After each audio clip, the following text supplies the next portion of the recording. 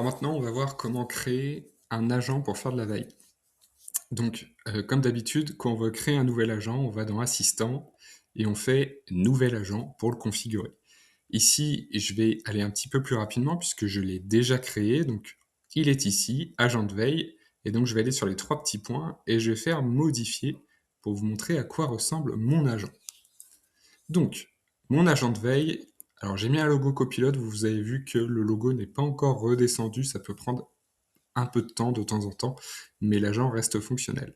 Donc ici, j'ai mes instructions, mes connaissances, les fonctionnalités et mes requêtes suggérées, comme je vous l'ai dit. Alors il y a une petite nouveauté qui vient d'apparaître, c'est que vous pouvez utiliser le type de moteur que vous allez utiliser pour cet agent entre l'automatique, donc c'est l'agent qui choisit entre les réponses rapides ou les réponses approfondies, ou vous pouvez choisir les réponses rapides si vous voulez des résultats rapides, et les réponses approfondies si vous voulez que l'agent prenne un petit peu plus de temps, mais améliore la qualité des réponses. Donc ici, pour la veille, je lui ai dit de faire des réponses approfondies. En ce qui concerne les instructions, donc elles sont pas très longues, mais regardez bien ce que je lui ai mis. Donc je lui ai dit, partage-moi 5 articles récents sur... Alors ici, je vais modifier la thématique et je vais lui mettre copilote M365 pour faire de la veille sur cette thématique.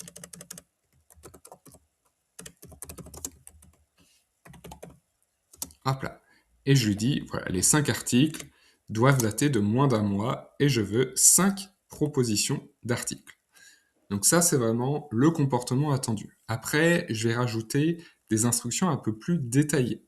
Donc je dis pour chaque article, je veux le titre de l'article, la date de publication, l'auteur, la source, une brève description, un lien, et j'ai dit d'ajouter un petit emoji pour illustrer la teneur. Donc ça, c'est vraiment le détail de la réponse. Et après, je peux jouer également sur le format des réponses. Donc vous voyez, je dis commence chaque réponse par bonjour entre crochets mon prénom, puisque vous allez voir que l'agent va s'adapter au profil de l'utilisateur qui l'utilise. Donc ne mettez pas votre prénom en gras ici si vous partagez votre agent. Mettez plutôt mon prénom entre crochets comme je l'ai fait, comme ça va s'adapter à l'utilisateur. Voici 5 articles qui pourraient vous intéresser. Et puis voilà, je lui ai ajouté quelques consignes, ajoute des séparateurs et aère ta réponse avec des espaces. Donc ça, ce sont mes instructions. Donc c'est vraiment comment l'agent va se comporter quand je vais l'utiliser.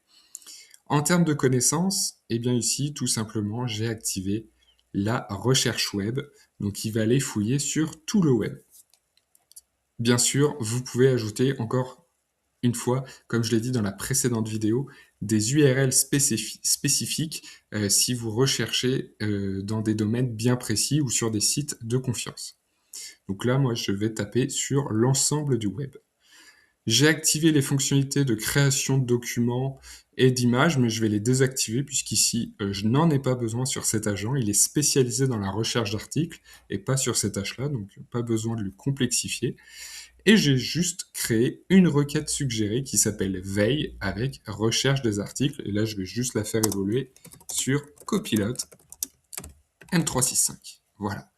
Et là, je peux, voilà, vu qu'il était déjà créé, je peux mettre à jour mon agent afin de pouvoir l'utiliser.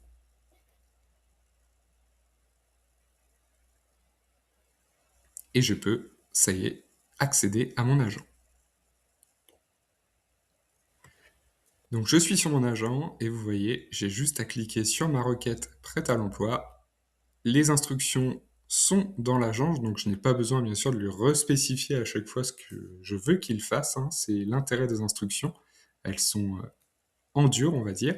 Et là, après quelques secondes, eh bien, mon agent va me répondre et normalement, il va me ressortir 5 articles récents avec la mise en forme que j'attends, que je lui ai mis dans les instructions, donc avec le titre, l'auteur, la source, la description, etc. Donc, on va attendre un petit peu.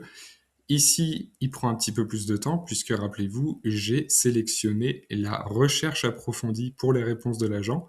Donc, naturellement, il va prendre un petit peu plus de temps que des réponses rapides. Et ça y est, donc vous voyez que c'est relativement rapide.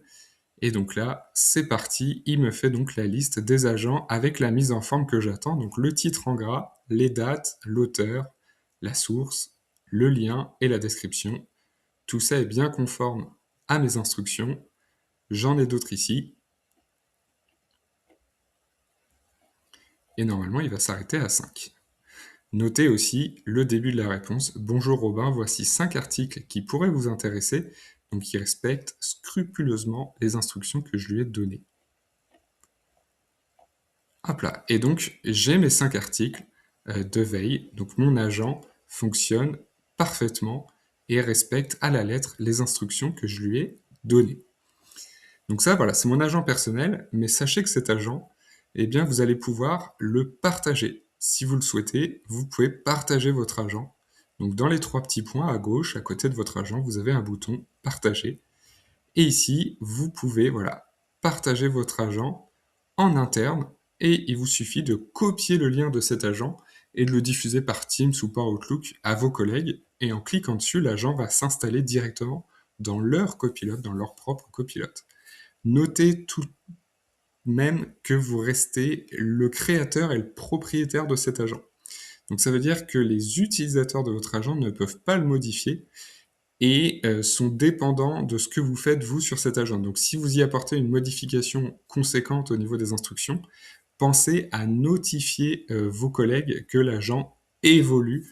Ou alors l'autre astuce, c'est de partager les instructions de votre agent à vos collègues pour qu'ils le recréent eux de leur côté et qu'ils puissent le modifier à leur guise. C'est d'ailleurs ce que je vais faire dans cette vidéo. Je vais vous mettre les instructions de l'agent de veille dans la description de la vidéo YouTube. On se retrouve pour une prochaine vidéo sur l'ensemble des agents que j'utilise au quotidien et que vous allez pouvoir créer également de votre côté.